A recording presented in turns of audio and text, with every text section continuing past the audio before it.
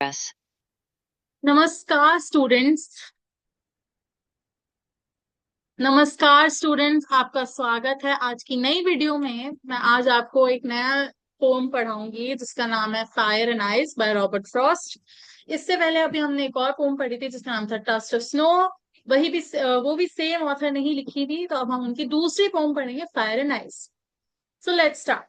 First of all हमारा agenda आज का इस इंट्रोडक्शन, जिसमें आपको टोन, थीम और राइम स्कीम बताऊंगी। एक्सप्लेनेशन में मैं आपको डिटेल्ड एक्सप्लेनेशन दूंगी और आपको कुछ न्यू वर्ड्स बताऊंगी जो इस चैप्टर में यूज है। Then I will be telling the poetic devices. Mind you, अगर आपको पोएटिक डिवाइस का क्लू नहीं है कि कौन से पोएटिक डिवाइसेस क्या करते हैं, तो आप मेरी पुरानी वीडियो डिस्क्रिप्शन में देख सकते हैं जिसमें मैंने आपको पोएटिक डिवाइस के बारे में बताया हुआ है। And then we'll write a summary जो आप बोर्ड्स में भी यूज कर सकते हैं। ठीक है, let's start. Fire and ice, मैं एक बार आपको पढ़ के सुनाती हूँ। सम से the world will end in fire, some say in ice. From what I've tasted of desire, I hold with those who favor fire. But if I had to perish twice, I think I know enough of hate to say that for destruction, ice is also great and would suffice. ठीक है, सबसे पहले I'll give you some words जो आप शायद पहली बार सुन रहे हो। I don't know। पहली, I think I should use a different color क्योंकि ये अलग दिखेगा नहीं। I'll use red। ठीक है, to go with theme। ठीक है, पेरिश का मतलब होता है डेथ या डाई। ठीक है, मर जाना एक तरह से। ठीक है, सफाइस। सफाइस का मतलब बुक में दिया हुआ है, but I still tell you it means would be okay, कि लाइक चल जाएगा, काम चल जाएगा, कि ओके, इनफ, सफिशिएंट। ठीक है, सफिशिएंट या इनफ। ठीक है, ये हो गए हमारे वर्ड्स। अब सबसे पहले आई एक्सप्लेन यू कि इसका क्या मतलब है। रॉबर्ट फ्रॉस्ट कहते हैं कि सम से the world will end in fire, कि कुछ लोग कहते हैं कि दुनिया जो है वो फायर में खत्म हो जाएगी। और सम से इन आइस, और कुछ कहते हैं कि आइस में। From what I have tasted of Dzire. इसका इस सेंटेंस का मतलब थोड़ा सा कॉम्प्लेक्स है। इसका मतलब ये कहना चाह रहा है ऑथर कि from my what I tasted of Dzire का मतलब है कि जितना मैं जानता हूँ इस दुनिया में रहकर, कि कितना लोग चीजें कितना डिजायर करते हैं, कितना चाहते हैं। I hold with those who favour fire. इसका मतलब है कि मैं उन लोगों की साइड में हूं जो मानते हैं कि ये दुनिया जो है ये फायर में खत्म हो जाएगी। But if I had to perish twice, इसका मतलब अगर मेरे को दो बार मरना होता, अगर मेरे को दो बार इस दुनिया से जाना होता, तो I know enough of hate, तो मैं जानता हूं इस दुनिया में इतना हेट है कि to say that destruction ice is also great, कि डिस्ट्रक्शन के लिए भी आइस भी ठीक है एंड वुड सफाइस। इसका मतलब कि वो भी सफिशिएंट होगा। अब यहाँ पे I will explain to you कि फायर और आइस क्या सिंबलाइज करते हैं। Fire symbolizes war, hate, and oh sorry guys, sorry, मैं हीट लिख रही थी, I meant hate, war, anger. ठीक है, ये सब पोर्ट्रे करता है। और जेलेसी, आप देखते होंगे कि मूवीज में जब भी जेलेसी दिखाते हैं फायर दिखाने लग जाते हैं ना, तो वो उससे पोर्ट्रे हो रहा है। ठीक है, एंड यहाँ पे आइस से, आइस से क्या मतलब है इनका, you must be thinking ice क्या होता है मैम। तो आइस होता है लोनलीनेस, आइसोलेशन। आइसोलेशन मतलब अकेला रहना बहुत ज्यादा। सैडनेस। ठीक है, अब इसका मतलब यहाँ पे, अब मैं कॉन्टेक्स्ट आपको एक्सप्लेन करती हूँ। इसका मतलब ये है कि दुनिया जो है वो 50-50 बटी हुई है। कुछ मानते हैं कि कुछ फायर से मरेंगे, कुछ मानते हैं कि हम आइस से मरेंगे। इसका मतलब कुछ मानते हैं कि इतनी वॉर होगा, इतना हेट होगा, इतना अग्रेशन होगा हमारी दुनिया में कि हम उसी से मर जाएंगे। और कुछ लोग मानते हैं कि इतना लोनलीनेस होगा। आपने सुना होगा, आपने अगर आप यूट्यूब बहुत ज्यादा देखते हैं तो आपने एक फैक्ट सुना होगा कि जापान में लोग अकेला इतना ज्यादा रहते हैं, इतने डिप्रेशन में अपने घर पे अकेले रहते हैं कि वहां का जो बर्थ रेट है वो धीरे धीरे बहुत कम हो रहा है। करेक्ट, अगर आपने सुना है तो इट्स वेरी कॉमन। तो यहाँ पे वो भी दिखाना चाह रहे हैं कि डिप्रेशन इतना होगा, इतना लोनलीनेस होगा, इतना आइसोलेशन होगा, लोग इतना अकेले रहने लग जाएंगे कि दुनिया उसी में ही खत्म हो जाएगी। ठीक है, यहाँ पे ये कॉन्टेक्स्ट है। तो ऑथर यहाँ पे ये बताना चाह रहे हैं कि दुनिया इतनी खराब हो जाएगी, कि दुनिया इतनी गंदी है कि हम अगर 2 बार भी मरना चाहेंगे तो आई वुड प्रेफर कि एक बार मैं फायर से मरूं और एक बार मैं आइस से मरूं। ठीक है।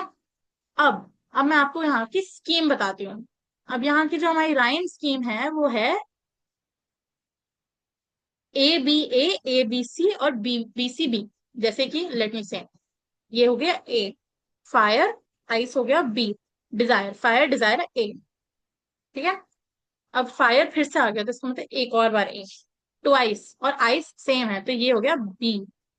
फिर हेट, हेट अपना एक अलग नहीं है, हेट अपना अलग है तो ये हो गया फिर से एक और C, अकेला। आइस हमारा ट्वाइस से मैच कर रहा है तो B। ग्रेट हो गया हेट से तो ये हो गया C। सफाइसेस आइस तो ये हो गया, तो ये हो गया A B A A B C, A B A B C B। Does it match? एक बार चेक करते हैं। A B A A B A B C और B C B, तो B C B। ठीक है। तो अब यहाँ पे हम आते हैं टोन पे। अब टोन जो है स्पेक्यूलेटिव है। अब इसका मतलब क्या है? इसका मतलब है स्पेक्यूलेटिव का मतलब है इंट्रोस्पेक्टिव। ओके, अब इसका मतलब भी नहीं पता हमें तो ओहो। इसका मतलब है जैसे जर्नलिस्ट होते हैं, जब जर्नलिस्ट अपनी स्टोरीज बताते हैं तो वो काफी स्पेक्यूलेटिव तरीके से बताते हैं, वो मतलब एक तरीके से अपने अंदाजे लगाते हैं। वहां पे यहाँ पे भी रॉबर्ट फ्रॉस्ट एक जर्नलिस्टिक तरीके से बता रहा है कि वो स्पेक्यूलेट करते हैं कि कुछ लोग कहते हैं कि फायर से एंड होगी। वो यहाँ पे अपनी ओपिनियन बता रहा है कि मैंने जितना इस दुनिया में रहा है, मैंने जितना डिजायर देखा है, मैं मानता हूँ कि वो हेट से एंड होगी।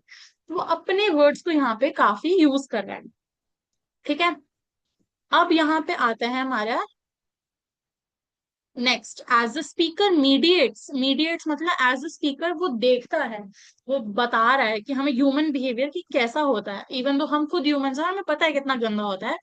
And the end of the world, जहाँ पे स्पीकर जो है वो ह्यूमन बिहेवियर और एंड ऑफ द वर्ल्ड को एक तरीके से बता रहे हैं कि उन दोनों का को रिलेशन क्या है। को रिलेशन मतलब कि उन दोनों के बीच में कनेक्शन क्या है, कि ये और ये एक दूसरे से कैसे कनेक्टेड है।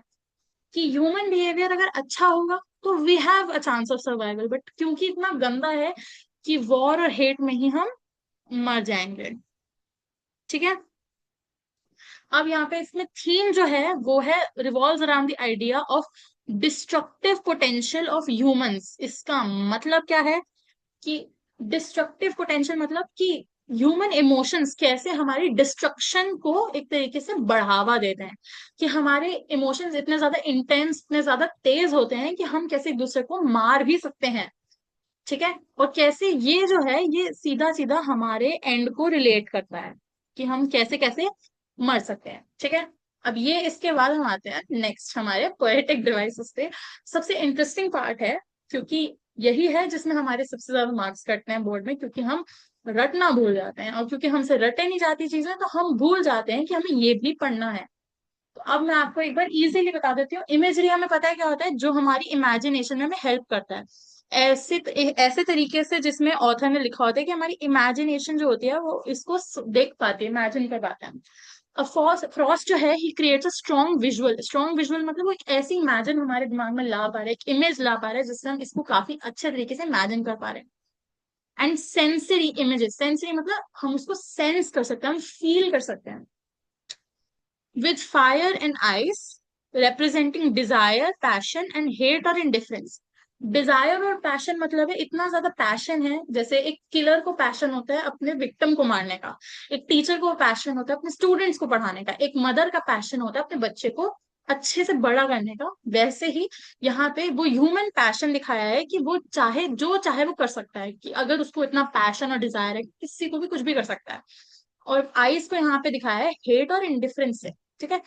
These images help readers visualize abstract concept. इसका मतलब है कि ये जितना भी वर्ड्स यूज करें इन्होंने, जैसे world will end in fire, what have tasted of desire, hold with those favours, यहाँ अच्छा okay, had to perish twice, say enough for destruction, ये सब हमें सेंटेंसेस हमें क्या इमेजिन करा पा रहे हैं।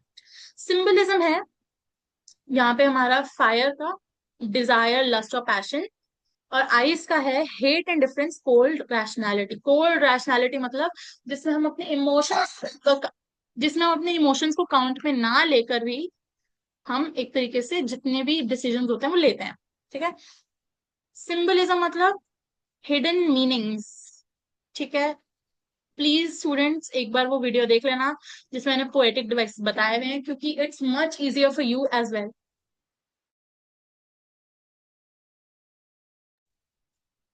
ठीक है, अब नेक्स्ट हम करते हैं एलिट्रेशन। एलिट्रेशन मैंने एग्जांपल पहले भी दिया हुआ है, यहाँ पे है हमारा एलिट्रेशन का। एलिट्रेशन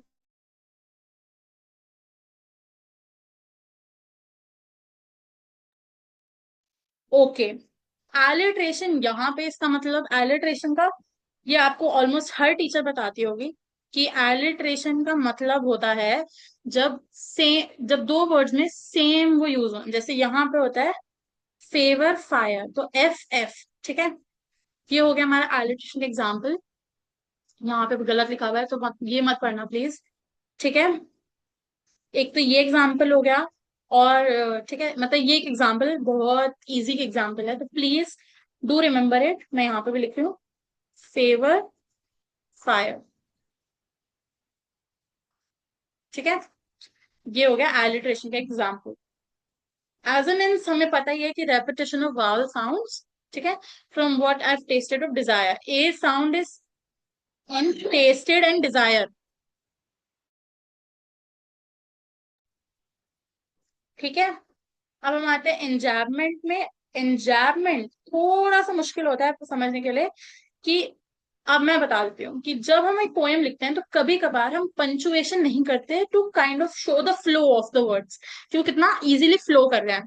तो अगर आप यहाँ देखो, यहाँ से लेके यहाँ तक कोई भी पंचुएशन यूज नहीं हुई है ना, तो ये एंजैबमेंट है हमारे। ठीक है। ओके। ये मैंने आपको जितने भी पोएटिक डिवाइसेस सब बता दिए। तो अब हम स्टार्ट करेंगे विद समरी। ठीक है। प्लीज स्टूडेंट्स केयरफुली याद रखना कि summaries are the most important part of a poem, and सबसे ज्यादा इंपॉर्टेंट होते हैं ये। तो let's start. Okay. The poet talks about how how some people believe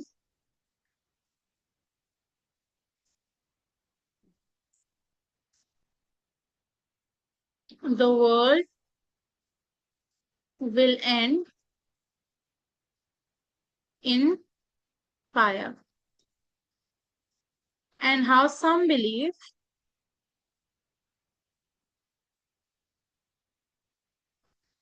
it will end in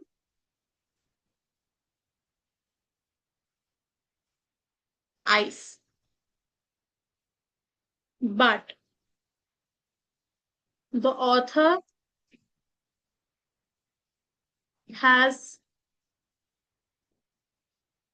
seen enough desires of people to know that the world will end in fire. But he believes if the world had to end twice,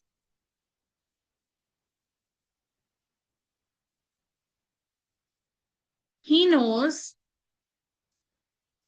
enough hate in this world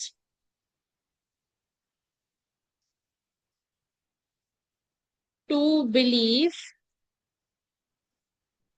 the end of world with fire, with ice, is also suffice. Here fire symbolizes passion, hate, war, and anger. Whereas ice represents loneliness, isolation, and depression. ये है आपकी pome की summary. अगर आपको screenshot लेना आप ले सकते हैं, और अगर आपको खुद अपने आप लिखना है तो आप लिख सकते हैं। एक बार मैं आपको एक बार पीछे भी आपको दिखा देती हूँ कि इस पोम में क्या क्या है। हमने पहले राइम स्कीम, टोन और थीम करी, जिसमें हमने आपको ढंग से एक्सप्लेन कर दिया। मैं आपको दो न्यू वर्ड्स बताया, पेरिश और सफाइस। ठीक है। फिर मैंने आपको फायर और आइस का सिंबलिज्म बताया। ठीक है। Then I started with poetic devices, जिसमें imagery, symbolism, alliteration as an enjambment था। Then I gave you a summary of the whole chapter, जो आप अपने बोर्ड्स में भी यूज कर सकते हैं। ठीक है students, that's all for today. I hope आपको सब समझ आ गया। If you do have any questions, ask me in the comment and I will answer them for you. Thank you so much for watching the video. Thank you.